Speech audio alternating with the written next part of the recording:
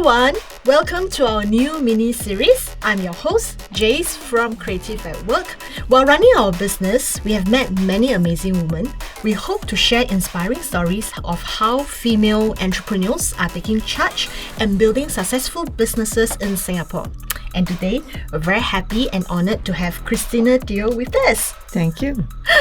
Right. So Christina actually empowers female investorship through She1K, right? The world's first corporate executive angel network with more than 80% female representations.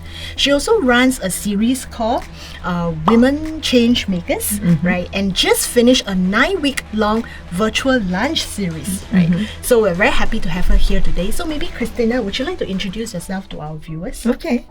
Thank you for having me. It's such a great pleasure to be able to share, my journey and my story with the audience that you have, especially in the creative and freelance space, right?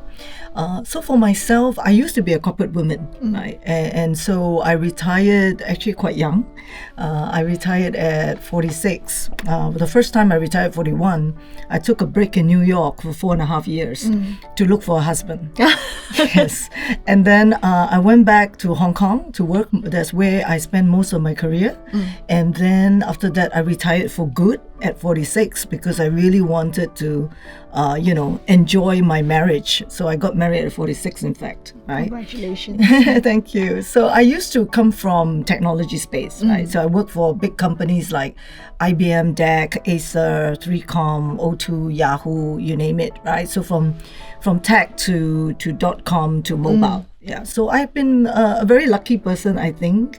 Really blessed career, and that's why now I do what I do at She1K because I want other corporate women like myself who's also had stellar career to give back, right? To empower future generation of entrepreneurship. That's very inspiring, Christina. Can I just share with you, right? Because you were actually formerly from the corporate world and, running successful career, right? So why do you actually choose to enter into the startup industry? Okay. So when I retired at 46, I did dabble in some fashion wholesale retail. So in that sense, I do understand the pain of a solopreneur because I was a solopreneur. And if you enter into retail space, and because, in my generation, we were not that social media savvy, right? At least I wasn't, right? I myself wasn't. And I refused to probably use social media at that time. So you will find that when you're running businesses like this, there is no holiday. Yeah? And when you hire people, you find that they just don't show up, right? So I went through those challenges, which I so enjoy, because if my life was only corporate, then I don't think I understand the pain of entrepreneurship. Yeah. Then what happened was for good 8 years, I was dabbling in this. Of course, I lost money because, it was really like a hobby, but very painful hobby. Very painful, expensive hobby. And then I came back to Singapore 3.5 years ago, right? So the fashion wholesale retail was in Hong Kong. So when I came back to Singapore, suddenly this word startup kept popping up in my radar. You wouldn't be surprised because Singapore is ranked top 10 digital, city and so forth. So, and at that time, to be honest, I already thought I was obsolete. I thought I was obsolete for a long time already, and I wasn't looking for anything. Right. I came back for my mother because she's elderly, right? And then I realized that, hey, maybe there is something in here. So that was when I started checking into it and dabbling, and now I'm so fully immersed. That is a great story of, how to always try to learn, relearn, so that you can keep yourself at the forefront of the changes in terms of the economy and digital. So you also run a C #10 program, right? So what are some of your observations about female entrepreneurship in Singapore and also in Asia? Okay. So honestly, when I first came back, because I knew nothing about startups and I wasn't a digital person at all. At that time, I didn't use LinkedIn, right? If you look at my LinkedIn profile today, it's significantly different. And in fact, you will see me posting something almost every day. So really from a total social media and content idiot, literally, and I learn by observing, I learn by making mistakes, actually. Right. So talking about women entrepreneurship, because when I first started this journey of startup, because I didn't know anything, I wanted to get people to learn together with me, right? Because learning alone is awful, right? And so I picked a niche. I picked women entrepreneur when I first started. So that's why I had a community called Startup Asia Women. But at the same time, all the events, all the learning that we do together, I always open it to men. Yeah, I'm a strong believer that there should be a balance. Yeah, and if we're learning, why shouldn't the men learn together with us, right? So the whole idea was to be found, right? That's the other thing. If you're a freelancer, if you're a content creator, how do you let people find you? Because at my age, I'm in my 50s right now, I'm not going to be knocking on doors, right? So I need to create something where I can attract so-called attention, but authentic attention. So that's how I started. So I do have a thing or two to say about women entrepreneurship. Okay, so in my first year in Startup Asia Women, 1.5 years, after that, of course, I pivoted to She1K and took a complete different change, right? So during the early times, I would say, first of all, women tend to run businesses that are very womanly. Okay, so if they're a solopreneur, they probably are doing social media, they're probably doing some kind of e-commerce store, they tend to be in beauty and fashion. Right. And sometimes if you think about it, that's the reason why it's really difficult to get funding, right? Because you may be pitching to a lot of male investors who may not understand this market, right? So whether you're pitching yourself, as a freelancer, or whether you're pitching your own business. So that's one of the struggles that I saw. The second thing that I saw was also a lot of solopreneurs, more rather than building teams. And I think women entrepreneurs sometimes struggle to find co-founders, right? And co-founders that are tech savvy. So that can be a big obstacle. As an investor right now, we really don't, entertain inquiries where it's a two-man band. Right? It's not very scalable and not very investable. So that would be my general observation. There are always exceptions, of course. Of course. But do you see the change in terms of, because just now you mentioned one of the challenges is, for female entrepreneur to look for a tech partner. But now with, the whole world going to digital and realizing tech is important, do you see more female entrepreneurs going towards the tech side as well? Yeah, I wouldn't say that, because digital marketing and digitalization of certain things does not represent tech. Okay. If we're talking about if you have a business that you really want to scale, or if you're trying to disrupt something traditional, then you really need to find a real tech guy, right? The real CTO, people who it's not just even coding. It's building an architecture for you that is scalable, making the right choices. And of course, you will make mistakes. Everyone will make mistakes, even if you have a tech co-founder. But at least they know where are the resources and how to pivot and how to find other resources, and also how to recruit, right? How are you going to recruit tech talent if you don't have someone like that? Right. So just now we mentioned about, you eventually started She1K. So what is your vision for She1K? Yeah, so honestly, for me in my life, I always start with something selfish. Okay, so when I first came back to Singapore, I had zero network. I had really zero friends. I mean, old school friends gone too long ago, right? Because I left Singapore at the age of 23. So it was a good 30 years that I was gone. So you can't just knock on somebody's door and say, 30 years later, I'm back, right? They don't even recognize you, maybe, right? So that was really my own selfish reason that I needed to be grounded again in Singapore, and I needed to look for friends. Yeah. So I typically start like that. So for She1K was also because I had enough, not that I had enough, but I was dealing with a lot of startups. I can complete their sentence. Right. Yeah? So that's why I managed to build a pretty strong relationship with corporate women who are willing to build a relationship with me, right? And honestly, in the startup community today, I don't think a lot of people have this corporate pedigree that I have. So that makes me rather unique, I Right. think. Right. One of your unique value propositions. Correct. So why do you think there are fewer corporate women and female angel investors investing in startups? Yeah. And how do you hope to change this mindset? Yeah, there are really multi-facets to this, right? And I deal with my current members quite often, and it's real. It's real, especially now during COVID.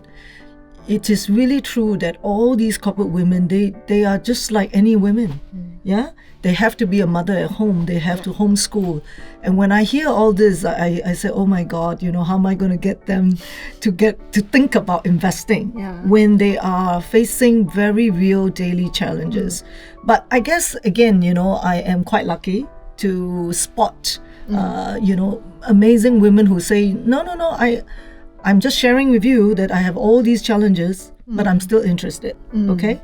But that is really the creme de la creme, right? That's a very few percentage. Most women, honestly, it's headspace. Yeah. I call it headspace. If today you're worried about maybe, your company is closing the quarter, or you have people that now you have to spend more time coaching your team, right, virtually, you have children, you have etc. So there's too many factors. So it's very hard for them to put headspace into investing, and it's not investing whereby you just give your money and that's it, right? For us, angel investing is not a all-consuming activity. However, you must have enough interest, right? You must be interested to engage startups. We don't need you every day, we don't need you every week, but your mind must be prepared for that. Right. Right. So how do you think will having more female investors actually change the startup scene in Singapore? I'm a very strong believer in that, right? And it's not really just about Singapore. And it's especially, I did not start it because I wanted to fund female entrepreneurs, right? So that's never been my intent. But if I now connect the dots, I would think, why do women complain that they can't get funding? Because you're pitching to people who don't understand your business, right? Okay, or who don't understand the way you think, right? So if we have more women investors, and if we have more women, even VCs, who help us to vet the startups, right? So because for C Shark Tank, we have it's a 2-stage program. We do involve the jury from people from the startup ecosystem, and over there too, we insist on a higher ratio of women, right? So that will help them to kind of understand, right? Then of course, where the money is coming from, if women investors, and they're not biased, we make sure that all our investors are very clear that we will invest in any startup, any business that is scalable, regardless whether you're a guy or a girl, right? But I think the chances of you getting understood is so much higher. Right. So what do you think are the minimum, I would say, credential that one should possess before they actually pitch to even a female investors and things It's like a very good question, right? Because contrary to what a lot of people say, entrepreneurs can be quite stubborn, right? And have a mind of your own. Yeah, exactly. So this thing about coachability is quite questionable sometimes, because what you think is coachability may not be what they think is coachability, right? And as investors, you also don't want to be too controlling. You need to keep your arm's length. You need to let the entrepreneur flourish.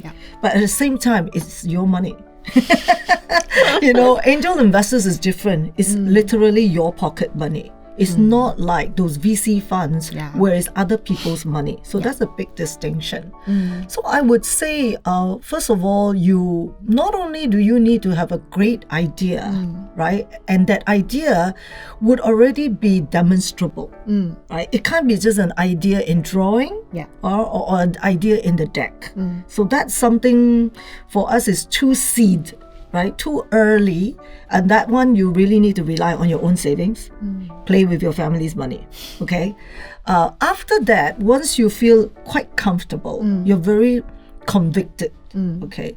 I think a couple of things. Number one, you really need to have some kind of a team.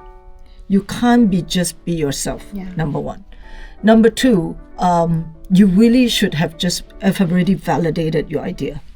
don't say I talk to my family, right, or my friends. You really would have to talk to real users and validate if people are willing to sign up, people are willing to pay for it, all right, even if it's $1, right?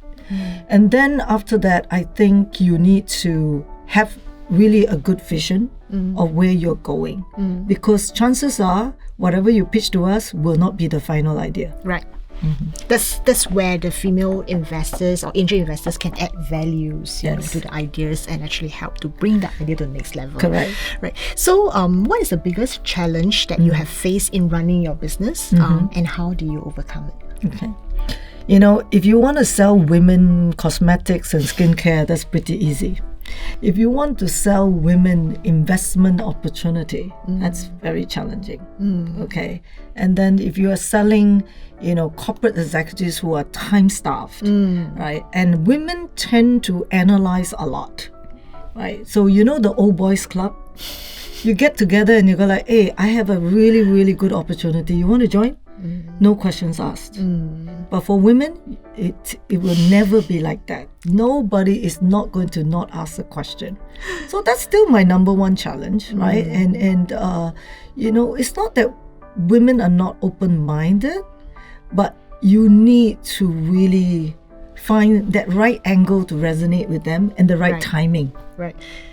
Does that mean that women actually, you know, because there's this saying, right, that we actually feel, right, because we are an animal of emotions, so we need to feel associated. Is that one of the reasons why, you know, this situation kind of emerged in that sense? I think that is a little bit, but the bigger part is still women need to know a lot of details before they make a decision. So it's good and bad, right? It's just like why women excel in certain functions in a company, because they are very meticulous, right? And that's also one of the pitches that I make to corporate executive women. After working in corporate for 20, 30 years, don't really try to start your business. So I sing a very different song from other people, right? Because hire the millennials. Get the empower them, invest in them, because they best know who to hire.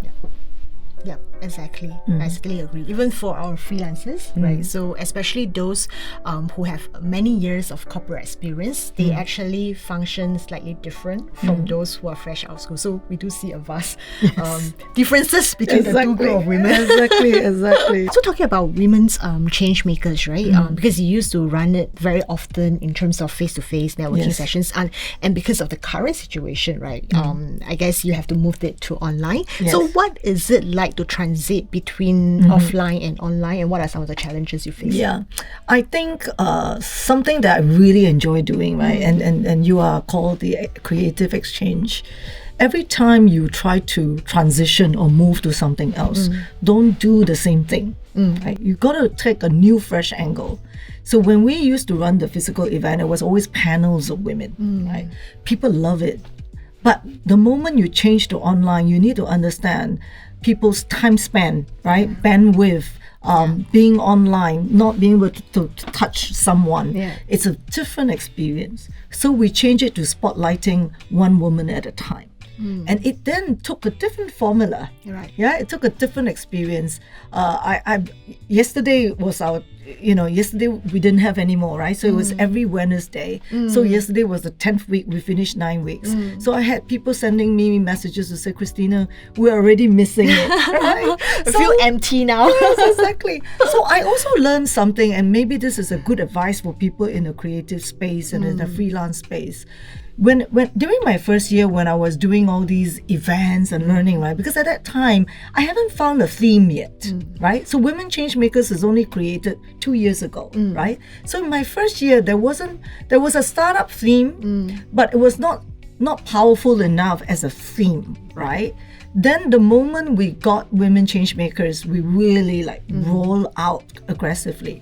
So I found out that when you want to do something, just like what you guys are doing, make it into a series so that people can look forward to it. So that's what we did, right? So 9 weeks was quite challenging because every Wednesday I have to drop everything. And an online event is even more difficult than a physical event, right? But it has its perks, yeah. So now we need to take a break anyway because I'm on to C-Sharp Tank, so I can't run both. Right. So to what extent were you actually affected during the circuit breaker, and what are some of your takeaway and advice, So I had some embarrassing moments, of course, because I'm an optimist. So initially I was very gung-ho, we'll be back. So I actually had to cancel the physical Women Changemakers, which was supposed to be the largest one. And I had to cancel 3 times on LinkedIn. So it was really embarrassing. And then after that, I realized, well, everybody else cancelling too. So what? Because I think everybody's still trying to figure out, right? Yeah. And then I had to, keep, and I had like more than 24 speakers. I already onboarded them. So then, I interviewed them. I personally interviewed them and all that. So it was quite embarrassing. But it's very quickly, I think maybe gave me about 3 weeks. I realized, wait a minute. I'm not going to wait. I can't wait because C-Sharp Tank was meant to be a physical event in New York on September 24th. The date was set long time ago, right? So I was still hopeful. Then after that, I told myself, you know what? Stop being hopeful. Yeah. It's time to accept the reality sometimes. Yes, turn it online. And then it triggered a completely different way of thinking. And I'm so glad I did that. Right. Yeah, sometimes you just need to think differently and adapt the way, right? Exactly. So what are some of your plans for She1K as well as Women Changemaker, with this new normal? Are you looking to go back, or are you actually looking to adapt a very different future? So for Women Changemakers, obviously, we will still want to do a physical event, right? So it definitely won't be this year. Chances are, I think we can still aim at next year. Maybe it will be a smaller scale, right? But it will be physical. And in fact, to be honest, we are going to start doing some happy hour with a smaller group. So it could be just 20 people and it's on a rooftop. So it's not so, people don't feel so claustrophobic. Right. Yeah. So that we will still do. And then for C-Sharp Tank, it's already, cast in stone that it will be online. And we have shortened the cycle. So now we already know. It's every 4 months you will see C-Sharp Tank. Right. And then again, we will complement or supplement it with some so-called on-site networking for the investors, not really for the startups, but for the investors. I think going forward, more and more events will probably take this route, right? In terms of combining both offline and online. So offline probably a smaller group, but then online is where you can actually extend it to more people. So what kind of opportunity do you think is present in this pandemic, and that our female entrepreneurs can actually, take advantage on the opportunity to grow themselves? Yeah, I think in many ways it's actually no different if you think about it, right? If you are very skillful in digital outreach, and if you build relevant content, pandemic or not, the basics are the same, right? So what people probably lack is empathy. I rate this very, very high. We now have 5 interns working for us. You can hear me telling them all the time. Empathy in sending a message via WhatsApp versus LinkedIn versus Facebook. Every single thing must be tailored. So I only have 2 big pillars that I myself, you can see everything that I do, it's always tailored according to different medium and to different what I call stakeholders, right? So this is something I also teach the interns a lot, right? In every project that you do as a freelancer, you will have multiple stakeholders. But if you don't know how to build the relevant empathy with each one of them, then whether pandemic or not, you're not going to go very far. That's true. That's true. Right. Thank you so much, Christina, for all your advice. I just have one last question for you before we wrap up. So, what advice or encouragement do you have for aspiring female entrepreneurs and investors? Okay. For the entrepreneurs first, I think at the end of the day, you need to be sure that you are solving a problem. If you are going just by your own passion, and just by your own preference, and even if it is your core competence, just pay attention that it could still grow, but you may not attract investment. Yeah. So if you think you can grow by yourself, go ahead, right? For investors, again, there's too many different segments in terms of investors, right? But I would like to encourage women investors, whether you're a corporate person or not, there is a lot of satisfaction, in putting your money where your mouth is. Yeah. Because, for example, before I didn't care about food, I didn't care about agriculture, I didn't care about climate, right? But it's when I start investing that now, wow, it's in my radar, right? I always say, if you're not thinking of buying a yellow car, you would not notice any yellow cars on the road, but they've always been there, right? So I love to have that kind of consciousness, and I also like to be in the know, and I encourage women investors to want to be in the know. Do not just stick to what you only know right now, and do not just stick to your own vertical, because at the end of the day, especially now with COVID, you can see everything is connected to everything. Yeah, that's true. Yeah. Thank you so much for the advice. Right. Thank you as well for our viewers for tuning in. Subscribe to our show, Freelance Creative Exchange. Check out our Freelance Creative Exchange website and join our Creative at Work community on Facebook and Instagram. So have a wonderful week. Be safe, and we'll chat soon. Bye, everyone. Bye. Thank you.